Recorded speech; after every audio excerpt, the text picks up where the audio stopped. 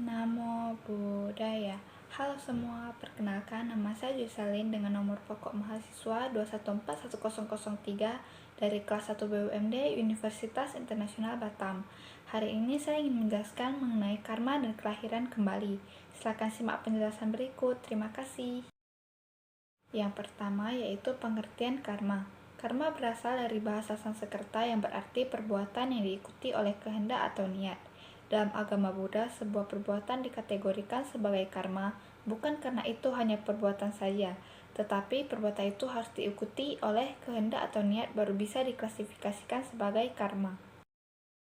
Karma merupakan hasil penelitian beliau berdasarkan kemampuan batin. Beliau melihat bagaimana manusia dan makhluk-makhluk di dunia ini muncul, lahir, mati, dan menjadi apa. Karma berjalan pada setiap waktu. Karma didasari oleh niat. Kita bisa melakukan niat baik ataupun buruk melalui pikiran, ucapan, dan badan yang nantinya akan berbuah hasil. Itulah prinsip utama karma. Banyak yang menganggap karma sebagai nasib atau takdir yang tidak bisa diubah. Di mata masyarakat umum, karma sering diartikan sesuatu yang buruk, padahal kenyataannya, karma tidak hanya diartikan sebagai perbuatan yang buruk. Makna karma sesungguhnya adalah perbuatan baik ataupun buruk yang didasari niat ataupun kehendak. Yang selanjutnya yaitu 3 unsur karma. Karma terdiri dari 3 unsur, yaitu yang pertama, perbuatan diklasifikasikan sebagai karma bukan hanya sebuah perbuatan belaka, tetapi perbuatan yang disertai dengan niat dan kehendak. Ada perbuatan yang tidak disertai niat, itu tidak dapat diklasifikasikan sebagai karma. Contoh, jika kita tidak sengaja membunuh semut saat kita sedang berjalan, hal tersebut tidak dapat dikategorikan sebagai karma. Tetapi jika kita sengaja membunuhnya, maka perbuatan tersebut dapat dikategorikan sebagai karma. Yang kedua, karma yang dilakukan melalui ucapan. Contohnya ucapan yang tidak benar atau berbohong.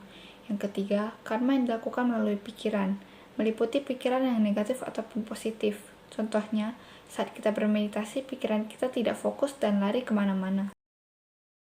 Ucapan dan perbuatan dikendalikan oleh pikiran. Maka dari itu, kita harus mengendalikan pikiran kita dengan baik.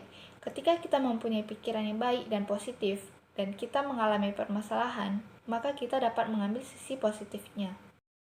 Berikutnya yaitu jenis karma yang diklasifikasikan berdasarkan kekuatan. Karma ada juga yang berat dan ringan. Karma yang diklasifikasikan berdasarkan kekuatannya yaitu sebagai berikut. Yang pertama, karma berat dan negatif, disebut Garuka Kama, yaitu kalau seseorang membunuh ibu kandung, membunuh ayah kandung, membunuh arahat, memecah belah sangha, dan melukai sang Buddha. Jika seseorang melakukan Garuka Kama, maka saat dia meninggal, karma itulah yang akan otomatis bekerja untuknya dan dia akan secara otomatis terlahir di neraka Avici. Yang kedua, acinya kama, merupakan karma kebiasaan, yaitu karma yang berupa perbuatan baik ataupun buruk yang kita lakukan terus-menerus dan kita kehendaki dalam keseharian ataupun kebiasaan. Misalnya kita terbiasa untuk memaki dan lain sebagainya. Yang ketiga, asanya kama, merupakan karma yang kita buat menjelang kita mati, umumnya di pikiran, merupakan karma yang kita perbuat dengan kehendak di detik-detik sebelum kematian kita. Contohnya, jika seseorang menjelang kematiannya berpikir mengenai hal yang buruk, maka hal tersebut akan berdampak pada karmanya. Maka dari itu, Buddha selalu melatih kita untuk melatih pikiran kita melalui meditasi. Yang selanjutnya yaitu jenis karma berdasarkan jangka waktu berbuahnya. Waktu makan karma berbuah sulit kita ketahui. Dalam Visuddhimagga ada karma yang kita buat pada kehidupan sekarang, berbuah juga dalam kehidupan sekarang. Ada yang langsung berbuah dan ada yang berbuahnya di masa yang akan datang. Berikut penjelasannya. Yang pertama, Dita Dhamma Vedaniya Kama merupakan karma yang berbuah cepat dan langsung. Yang kedua, Upaja Vedaniya Kama merupakan karma yang tidak berbuah sampai kita mati di kehidupan kini dan efeknya dapat berdampak pada kehidupan berikutnya. Yang ketiga, Aparapara Vedaniya Kama merupakan karma yang tidak hanya berdampak pada kehidupan berikutnya saja, tetapi tetap berdampak pada kehidupan setelah kehidupan berikutnya secara berturut.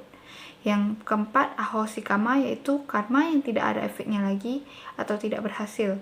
Karma itu adalah yang berlaku bagi para arahat, Buddha, dan sama-sama Buddha, karena bila mereka parinibbana, karma tidak bisa mengejar mereka lagi.